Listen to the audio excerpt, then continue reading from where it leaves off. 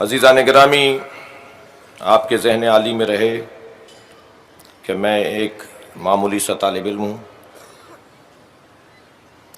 اور کوشش یہ ہے کہ کسی طرح اہل بیت کی تعلیمات کی ترویج و تبلیغ ہو۔ آج جناب مولانا طارق جمیل صاحب شیعوں کے ذہن پر غالب آتے جا رہے ہیں۔ کیوں؟ سنا دیتا ہوں، کافی ہو جائے گی۔ دہلمی ہماری کتاب ہے، دہلمی، اس کی روایت ہے، ابن عباس رضی اللہ تعالیٰ عنہ سے روایت ہے کہ جنت میں ایک نور کی چمک اٹھے گی۔ جنت خود اتنی نورانی ہے کہ اس کے لیے لفظ نور بھی چھوٹا ہے، تو ساری جنت نیچے سے لے کر اوپر تک چمک جائے گی۔ تو جنتی پوچھیں گے ملائکہ سے کہ یہ اتنا بڑا نور کیا ہے، کہاں سے؟ آگے سے ہٹو بیٹا۔ تو ہر جنت کے ملائکہ انہیں بتائیں گے کہ اوپر کی جنت میں علی و فاطمہ بیٹھے ہیں، کسی بات پہ مسکرائے ہیں، ان کے دانتوں سے جو نور نکلا ہے اس نے ساری جنت کو چمکا۔ یہ آج بڑے عرصے بعد مجھے یاد آئی آپ کی برکت سے۔ ایک چھوٹا سا طالب علم ہوں، اور والدین نے خواجہ معین الدین چشتی رحمۃ اللہ علیہ کی رحلت کی تاریخ تھی، تو ان دنوں میں ہماری دنیا میں آمد ہوئی، نام شہنشاہ حسین رکھ دیا۔ مزاج میں بھی شہنشاہی ہے، عادت کا بھی تھوڑا سا ایسا ہی ہوں۔ صلوات پڑھ لیں ذرا محمد و آل محمد۔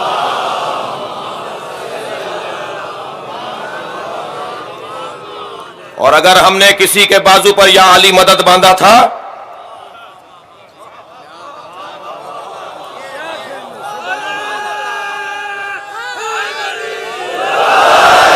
اور مولا علی کے نام کی تاثیر میں وہ چند سالوں کے لیے سربراہ بنے ہیں، تو دماغ سے نکال دیں وہ لوگ کہ جنہوں نے ایک جیسے لوگ دیکھے ہیں۔ ہمیں کوئی لالچ نہیں ہے، ہمیں کوئی مطلب نہیں ہے۔ میں نے ان سے بھی کہا تھا، خان صاحب سے بھی کہا تھا، ان کے رفقا سے بھی کہا ہے، میں جس کرسی پر بیٹھا ہوں اس سے بڑی کرسی نہیں ہے۔ میری کیا آرزو ہوگی کہ مجھے کوئی کرسی چاہیے۔ 18 قومی مسئلے رکھے ہیں اس حکومت کے سامنے۔ 2013 میں جو الیکشن ہوا تھا، 5 شیعہ علماء میں ایک میں تھا جس نے سندھ حکومت، سندھ میں جس پارٹی کی حکومت ہے، پورے ملک میں ہم نے ان کے لیے اعلان کیا تھا کہ ان کو ووٹ ڈالا جائے۔ 9 نکات پر معاہدہ ہوا تھا، ایک پر عمل نہیں ہوا۔ اگر فرمائیں گے تو میں وہ آپ کو معاہدہ بھی لا کے دکھا دوں گا۔ 2 ایکس وزرائے اعظم کے سائن تھے اس کے اوپر۔ اس ملت کو، اس قوم کو جیب میں رکھ کے مت پھرو۔ ان کا وقار ہے، ان کی آبرو ہے، ان کے ووٹوں کی آبرو ہے۔ ہم اگر جیت نہیں سکتے تو جتا سکتے ہیں اور ہرا بھی سکتے ہیں۔ لبیک یا حسین، لبیک یا حسین، لبیک یا حسین، لبیک یا حسین، لبیک یا حسین۔ بلند تر صلوات پڑھیں۔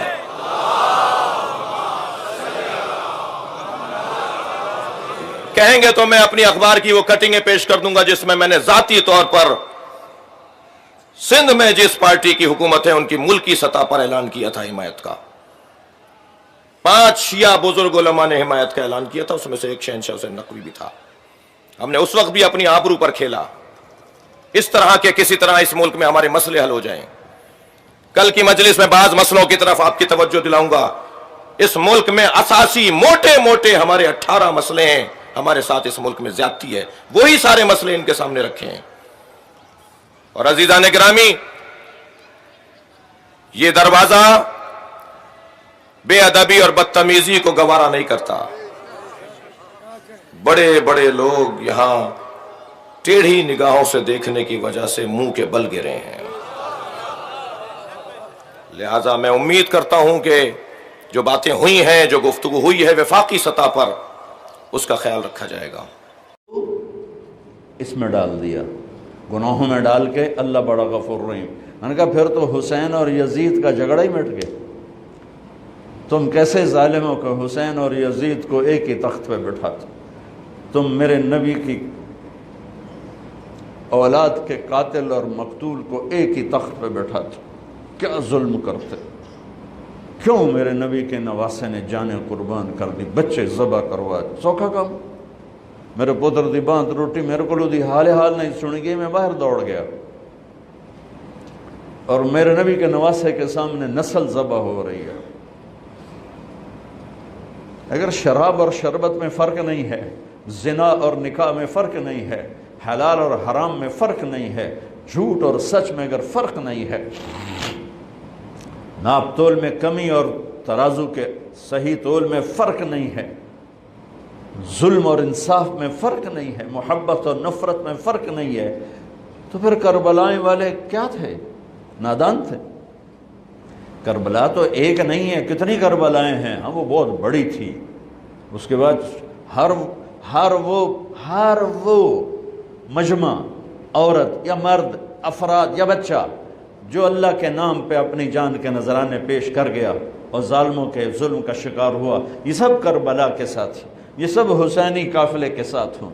اور خوشخبری ہو جنہوں نے ظلم کرنا اپنی طاقت سمجھا، جنہوں نے زنا کو اپنی عیاشی بنایا، جنہوں نے ماں باپ کے گریبان پکڑے، جنہوں نے سود کے بازار گرم کیے، جنہوں نے فحاشی کے اڈے چلائے، جنہوں نے شراب کے اڈے چلائے، جنہوں نے نافرمانی کے بازار گرم کیے، خوشخبری ہو تم بھی شمر کے لشکر کے ساتھ کھڑے ہو گئے، تم بھی شمر کے ساتھ اختیار کر لو، کیسی موت چاہتے ہو، کس کے ساتھ کھڑے ہونا چاہتے ہو، حسینی قافلے کے ساتھ، نبی کے جھنڈے کے تلے یا شمر کے جھنڈے کے تلے، کہاں کھڑا ہونا چاہتے ہو؟ اس چند روزہ مٹ جانے والی زندگی، وَمَا الْحَيَاةُ الدُّنْيَا إِلَّا مَتَاعُ الْغُرُورِ لَعِبٌ وَلَهْوٌ وَزِينَةٌ وَتَفَاخُرٌ بَيْنَكُمْ وَتَكَاثُرٌ فِي الْأَمْوَالِ وَالْأَوْلَادِ كَمَثَلِ غَيْثٍ أَعْجَبَ الْكُفَّارَ نَبَاتُهُ ثُمَّ يَهِيجُ فَتَرَاهُ مُصْفَرًّا ثُمَّ يَكُونُ حُطَامًا وَفِي الْآخِرَةِ عَذَابٌ شَدِيدٌ وَمَغْفِرَةٌ مِّنَ اللَّهِ وَرِضْوَانٌ وَمَا الْحَيَاةُ الدُّنْيَا الا متاع الغرور، دھوکے کا گھر، مچھر کا پر، مکڑی کا جالا، کسراب بقیۃ یحسبہ الظمآن ماء، ریت میں پانی نظر آتا ہے، پانی نہیں ہے، دھوکا ہے۔ اس دھوکے کے پیچھے کون سا سودا امت کرتی ہے، فیصلہ کر لو۔ ہاں، شیطان کا پہلا حملہ آخرت کوئی نہیں، ہم نے کہا ہے، تو پھر دوسرا حملہ پیچھے سے حملہ کیا ہے؟ دنیا اتنی خوبصورت کر کے دکھائے گا، دنیا پیچھے، کہ جنت یاد ہی نہیں رہے گی، کہے گا یہی جنت۔